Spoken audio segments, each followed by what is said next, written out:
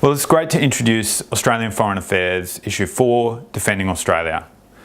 We start with a fascinating piece by Michael Wesley, which will make you rethink not just Australia's defences, but its entire national history.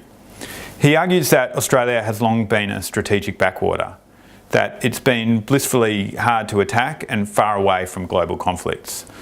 But this is changing in a contested Asia.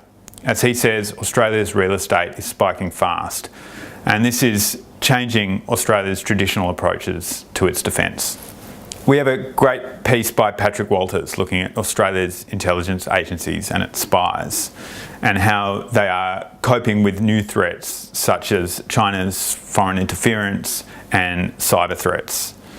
Patrick has spoken to sources across Canberra to try to understand what is happening inside the intelligence community as it undergoes its biggest overhaul in 40 years.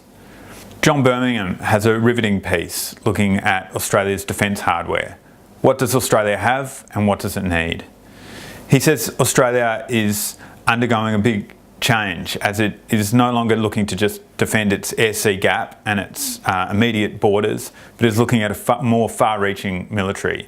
And this is affecting Army, Navy and Air Force and forcing them all to re-equip.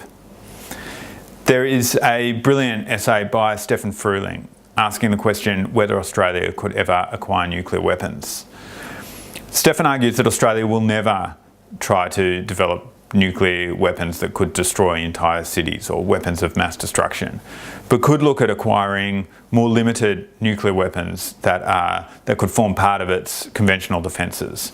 And in fact, these could be very useful to Australia for defending its maritime approaches. And ultimately, according to Stefan, the question is really going to be about what sort of country that Australia wants to be.